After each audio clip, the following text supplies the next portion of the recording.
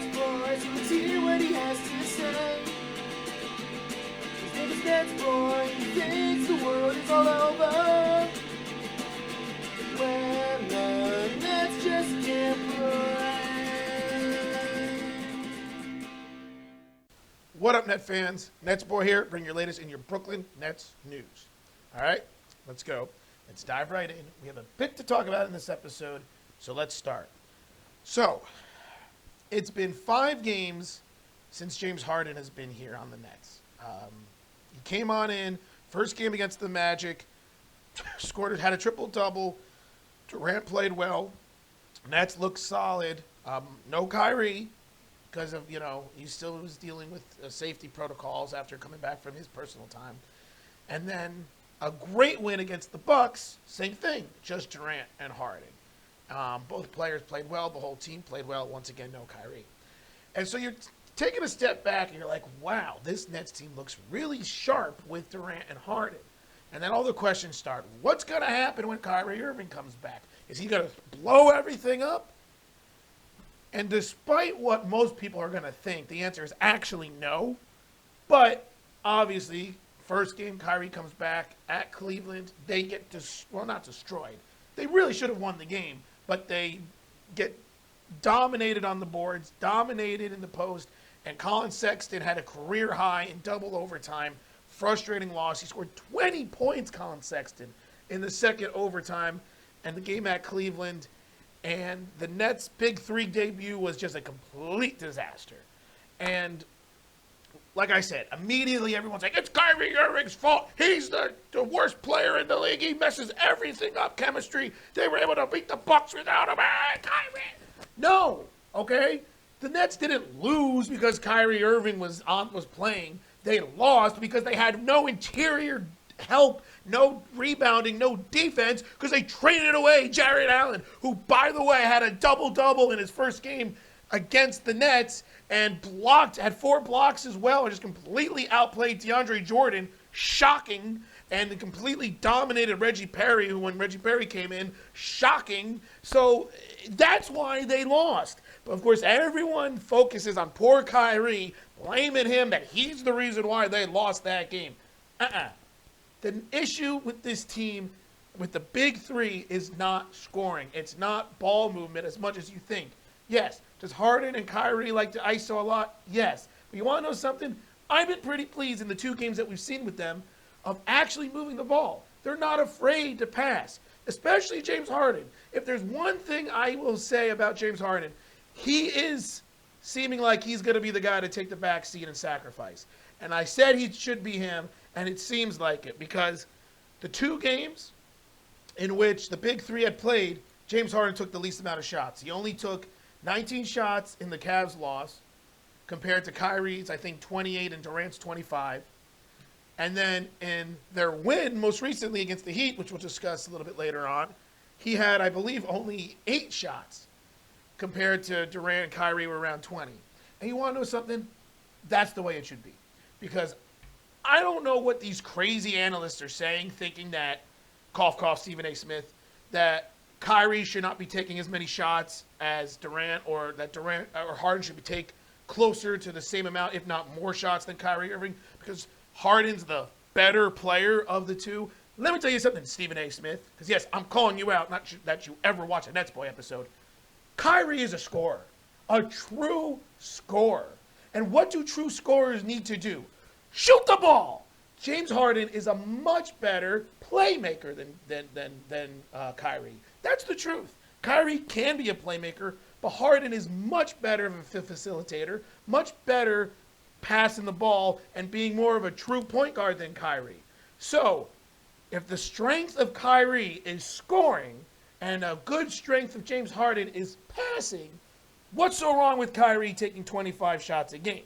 I understand that you don't want Kyrie shooting more than Durant, which I kind of agree, because Durant is the best player of the 3, but there's nothing wrong with James Harden taking 10 to 15 shots a game, and by the way, averaging over 11 assists a game since coming to the Nets.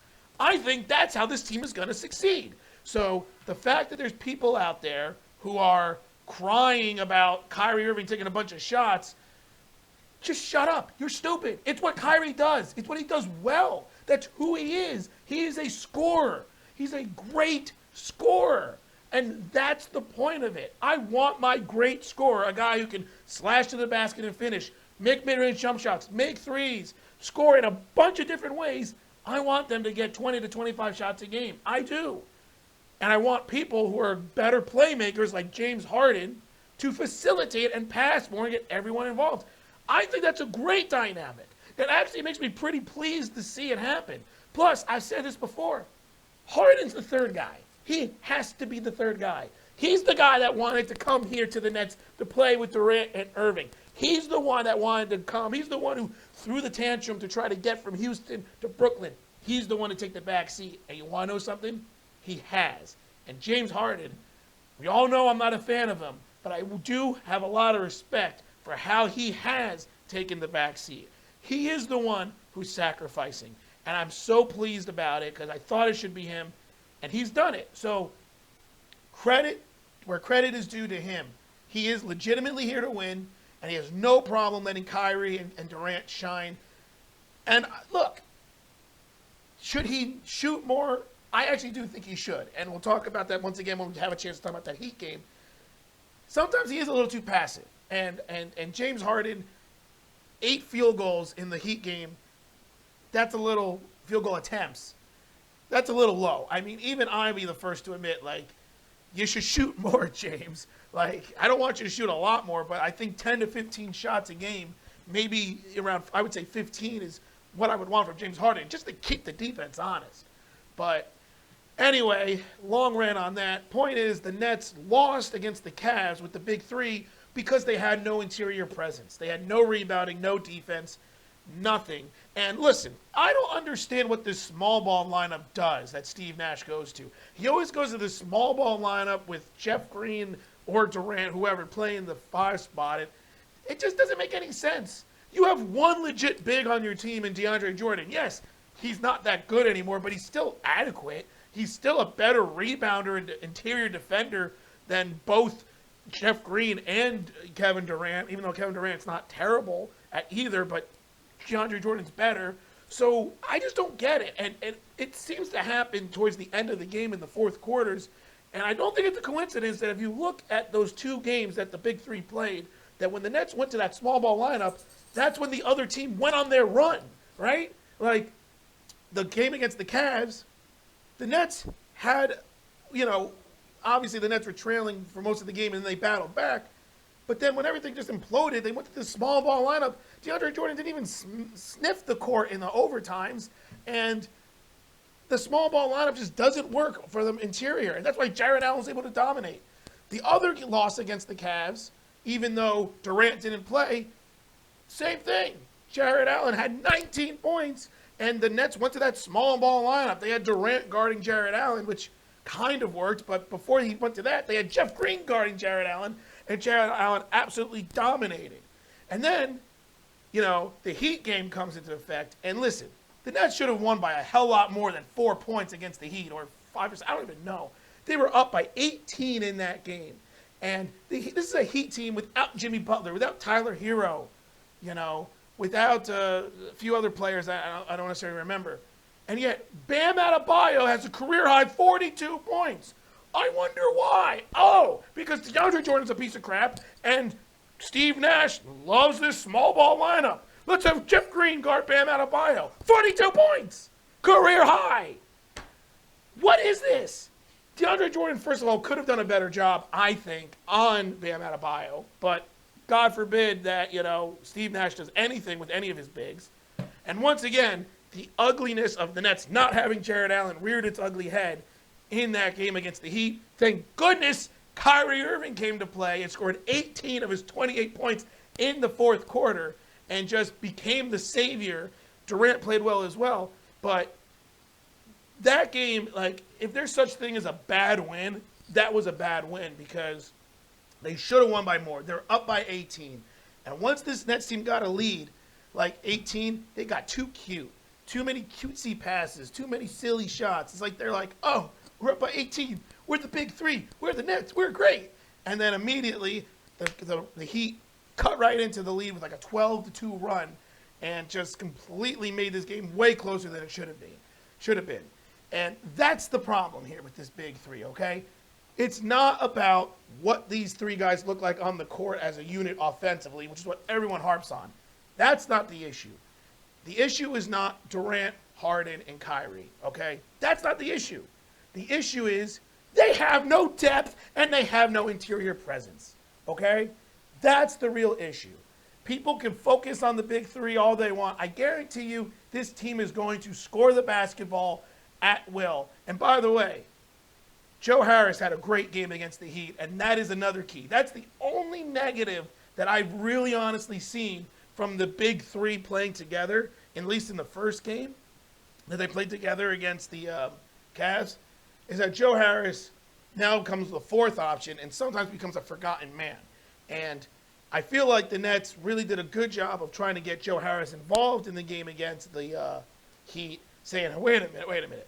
Joe Harris is one of our most prolific shooters in the league. We got to get him some easy shots. And I feel like they made a conscious effort to get him involved.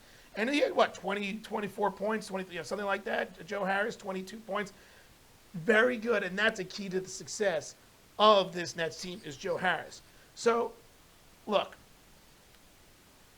like I said, the biggest takeaway to me, once again, is not this big three playing together. It's the fact they lost all this depth and interior presence. And the Nets need to, figure out how to play defense and get some interior help. Luckily, Sean Marks did bring in a player. We'll see if he's going to be any sorts of useful. Novel Pell, I think that's how you say his name. He signed a contract. He has to go through protocol before he can come to the team. Norvel Pell, or Pele, or whatever his name is, I don't know. Look, I don't know a lot about him. I watched some highlights of him. I had heard of him. I know he used to play for the 76ers. Very inconsistent minutes with the 76ers last year. Played like maybe 9 minutes a game. He's, 6'10", he's long, he's athletic, and he's a shot blocker. And that's really what he's known for, is the block shots. That's good, because that's what the Nets need. By losing Jared Allen, they lost their best shot blocker. They bring in a guy now who can now protect the rim. That can help their defense. That's not going to save their defense. They still need to learn as a collective unit how to when to rotate, when to switch, and how to communicate better. But just now that they have a guy who can come off the bench behind DeAndre Jordan and give about 15 solid minutes of rim protection, I'm all for it. And look, Reggie Perry, I don't want to get too down on him because I do like him, but he just doesn't have the size at this point to compete with bigger and stronger and better bigs. He's only 6'8", and that's a generous 6'8". He's a solid rebounder, but we saw what happens when he plays against taller, bigger, stronger bigs, like against the Cavs. He got completely dominated by both Andre Drummond and Jared Allen. And once again, Bam Adebayo, he had his way with Reggie Perry as well. So I like Reggie Perry, but I don't like him as an everyday rotational big. I like him as an emergency spot rotational guy, a third-string big at best. And until he can develop more, maybe get a little bit stronger, even though he's a pretty strong guy already, but maybe get a little bit more stronger and a little bit better on his offensive game, I think he should kind of go to that third string and go back to the G League where he can develop his skill set. So I think this Novel Pell guy is going to be a key contributor to the rotation early on whenever he does come to the Nets. And that could help a lot because this is what they need. You got rid of your best interior defender and your best rebounder in Jared Allen. And by the way, a pretty solid defender in Taurean Prince as well in that trade, which by the way, how many of you Net fans were super pissed off to see Taurean Prince scoring at will against us? Like seriously, the guy could barely make more than 2 shots when he played for the Nets. Immediately gets traded, drops 14 points on 5 of 6 shooting or something like that, and then did it again in the next game. Freaking Taurean Prince, I hate that guy. But he was a very solid defender, and he would have helped the Nets if he was still on the team now with his, perimeter defense and his ability. So, once again, is this a shock? No. Is it Kyrie Irving's fault? No. Is it the Big Three's fault? No. I mean, indirectly it is, because if there wasn't a James Harden on this team, they'd still have this interior depth. and they have this interior presence in defending and rebounding, which still wasn't even enough before the trade. Remember, they still struggled with their defense and rebounding before they traded for James Harden, but they just got worse. You know what I mean? Like, which is why I hated the trade. The only good thing, in my opinion, that came from this trade was the fact that it gave a chance for Karis LeVert to go get a physical done, and they found the mass on his kidney, and now he's getting treatment, hopefully, for it. So that's the best thing that came out of the trade, in my opinion, is the fact that if Karis LeVert wasn't traded, they probably would not be finding this mass on his kidney and wouldn't be able to make the proper medical treatment that he needs, because that's kind of scary. So that's the only, in my opinion, positive that came out of this trade so far, despite what people might think. But good luck, Karis. I'm glad that hopefully there's nothing more serious other than they found it and it's either benign or can be easily taken care of. So that's a good thing. But overall, it's still too early to tell. It's still too early to tell what to expect from this team. But I do know this: they need some big help. Hopefully, Novell Pell. But I'm telling you right now, they really just need Nicholas Claxton. I mean, they really just need Nicholas Claxton. And I don't know when Claxton's coming back. I've read reports mid-February, this and that, but I can't wait that long. I know it's the end of January, and mid-February is only 3 weeks away, but the Nets need him now. And I'm telling you this right now: Nicholas Claxton is going to save this team. Nicholas Claxton is going to be the savior of the Nets. He's going to come in. He's going to play 20 minutes a game, provide everything that Jarrett Allen did and some, because he's long, he's athletic, he can finish around the basket, he can stretch the floor, knock down the three, he can block shots, he can rebound. And a lot of people don't know this. Well, some people do, but during Kevin Durant's rehab training over the summer, he played with one player throughout all his retraining when it came to working out with and playing one-on-one and this and that. That was Nicholas Claxton. And if that doesn't get you excited about Nicholas Claxton, I don't know what does. The fact that this guy had a chance to work with Kevin Durant and develop his game even more. I have a firm belief that that was a huge reason why the Nets were okay with trading Jarrett Allen, because they knew that Claxton is waiting in the wings. And I mentioned this in my last NetsBoy episode, almost verbatim. And man, the Nets need him. Hopefully Novell Pell can be an adequate substitution and big, and the Nets can improve on their interior defense and rebounding until Claxton comes. But I'm telling you, when Claxton comes to this team, with James Harden playing the third fiddle like he should, taking about 15 shots a game but getting 10 assists, but needs to stop turning the ball over, and the main offensive firepower of Durant and Kyrie, with Joe Harris spotting up and making shots, and DeAndre Jordan being adequate but more at this point the veteran leader, because that's really what he is, and then Nicholas Claxton coming in and providing all that greatness, this Nets team could become very dangerous, and it's all when Claxton comes back. I'm very excited to see that. And they still do have 3 more roster spaces open because they got an exception, injured player exception for Dinwiddie. So there's still more players that can be plugged in here, whether it's going to be in the buyout market, or they can sign some other free agents, or they can make a trade. I don't know what assets they have to trade at this point, but they still could trade some second-round picks or stuff to get some players. Maybe trade that, useless guy Landry Shamet at this point. I mean, seriously. How excited was I when the Nets traded for Shamet? Does anyone remember? It was like a month ago. I'm like, Landry Shamet, oh man, this was a great trade by the Nets. This is great. And now I'm just like, this guy is freaking useless. He's John Amusa 2.0. Comes in, has his reputation to be able to shoot the basketball, can't hit a damn 3 if his life depended on it. Whatever. Oh, and by the way, one small little tidbit on Landry Shamet. There was a report that came out that the Nets tried to trade Shamet instead of Jarrett Allen, but no team wanted him. The Nets actually apparently tried to hold on to Jarrett Allen in the trade with James Harden, but at the end, it was Allen or no one. And the Nets were like, hey, you want Landry? And every team's like, that guy, no. So Landry Shamet indirectly caused the Nets to lose Jarrett Allen as well, because he sucks so bad. But that's just an opinion of mine. There's no truth to that.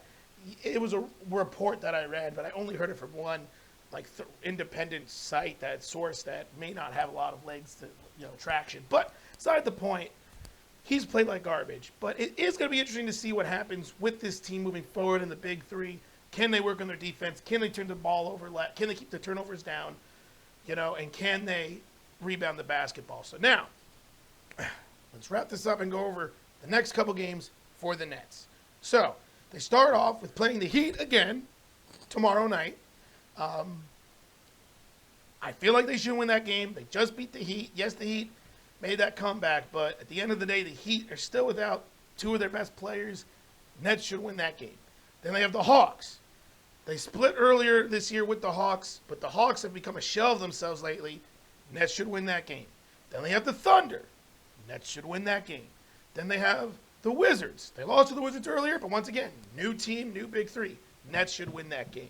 And then finally, they have a game against the Clippers on national TV. A very exciting game. That could be a loss, but that's the game that I think is going to be very interesting, and I'm excited to see. So the next 5 games, yet again, they should go 4-1. I'll give them the Clippers loss. But those other 4 games, the Heat, Hawks, Thunder, and Wizards, in my eyes, there's no reason why, even with their lack of defense and lack of rebounding, that the Nets should lose those games. I just think that they still have more talent, even with this big three, well, obviously with the big three, that's why they have more talent. And like I said, I haven't really been that upset from what I've seen offensively from this team with them.